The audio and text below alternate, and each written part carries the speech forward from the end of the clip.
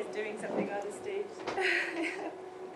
But yeah, this time I'd like to read you some stories that I brushed up from 2 years ago that I wrote when I was writing stories together with some friends. And yeah, and this took place in my flat. And I used to share a flat with a guy from Japan, and he's actually playing here tomorrow night. And he ate seaweed all the time. He like munched on on the dry seaweed and stuff. But he would never share any with me. And so I wrote this story thinking about that, how I was a bit pissed off sometimes. And yeah, and I hope it won't find. I mentioned something about tumors, and yeah, it might be a bit offensive that way. But I don't mean it, try to see it in a cartoon way, not to take it really seriously. It's not a medical condition really in this story. So, it's called Poverty-Eaten Seaweed. There was a family who had nothing to eat but seaweed. They lived by the sea and harvested seaweed that washed on shore over the white pebbles.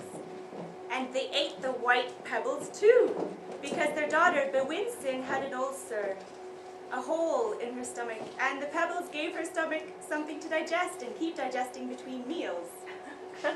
No, that isn't true. Their daughter Bewinsin didn't have an ulcer. She had a tumor. And the pebbles were an attempt to dislodge the tumor so then her stomach could have some meat and protein to digest for a better balanced diet. I don't know why I wrote this. Okay. Eating only seaweeds, there wasn't much meat and protein to digest for a better balanced diet. Oh, sorry. Oh, I skipped a line, sorry. There wasn't much meat and no protein. To tell you the truth, the tumor only came off in little bits for every meal, and in this way lasted from when Bewinsin was 10 until she was 18. Her sisters and brothers were jealous. They only got little fish to eat for their protein caught in the morning. And they only ate seaweed Sundays because there was so much of it. It's just like you wouldn't eat dandelions even though there are more than you can eat in the springtime. You'd only eat it in a salad once in a while because it's healthy, but you don't feel like picking any. When the parents ate fresh halibut and even whales, the children only got seaweed. There was great poverty for them, but they had more than could fit in their stomachs all at once, so they spent the whole day eating.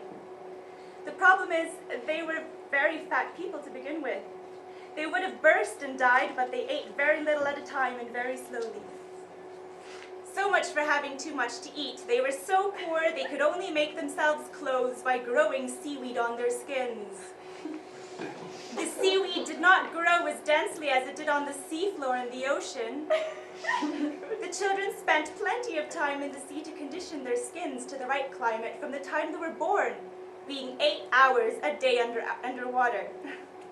That was how, by the time they were 12, they were covered in seaweed and wouldn't be walking around naked and shamed if there be any rich merchants coming to buy seaweed from their parents' skin in exchange for rings and earrings for the fish of the sea. And there was even a duke who came for a picnic once and abducted Enhanhada, the one born before Bewinsin, and made the family pay him all their skins seaweed for ransom of her life. Boo! Enhanhada was saved and returned to help her family's poor struggle in poverty by the sea. And she got the duke to give her whole family rich clothes from the palace and trunks of gold. But her family didn't want to change their way of life and opened a new savings bank to dump all that gold in it. So they had a very big investment by the sea and nobody ever touched it. That's it.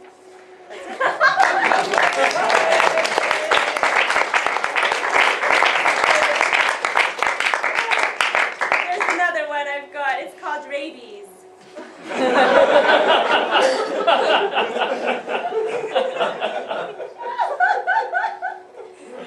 Capricorn, Aquarius, Pisces, Aries, Taurus, Rabies, Gemini, Leo, Virgo, Libra, Scorpio, Sagittarius. Characteristics of a rabies.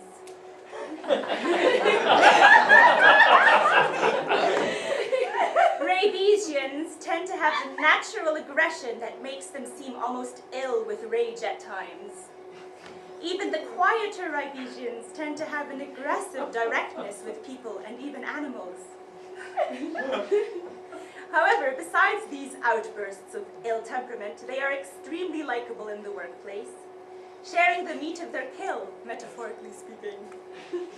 They always manage to bite off the heads of arguments before they even begin.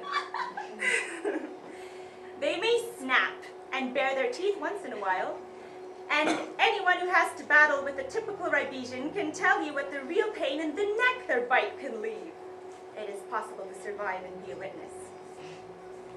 One of the positive traits Rabiesians are irrefutably marked with is that they are, out of all the other signs, the very least likely to backstab.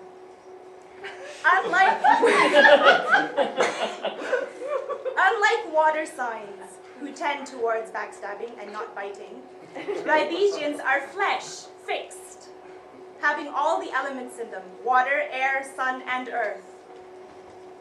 In the workplace, sun sign rabies can be easily detected as always appearing to be looking for people or animals to bite, metaphorically speaking. And this unfavorable characteristic can lead to plenty of enemies in the workplace, along with evident dissatisfaction with what they have already got chewing in their mouths, so to speak. Does someone with their sun and rabies have a weak point? A Rabiesian has not escaped the rules of the zodiac. A rabies' weak point is not the stomach, as is for Cancerians, and it is not the throat, as is for Taurians, but rabies' weak points are their teeth, and so dentures are usually the disadvantage they will have to live up to at some point in their lives. Overall, both men and women with rabies as their sun sign, radiate something threatening, opposed to moonbeams, as is for Cancerians, optimistic philosophies, as is for Sagittarians. Rabies' best matches are with fellow Rabiesians, by means of sacrificing one's fundamental characteristic needs and by willing cooperation. Union with other sun signs is only favorable and successful when partners have some rabies under other planets in their birth chart, such as under the moon, if they'll ever find the right mate under the moon. Moon sign, you know. Of all the signs, Rabiesians are the hardest workers to achieve their aims and are happiest when tranquilized with injections. Okay, that's it.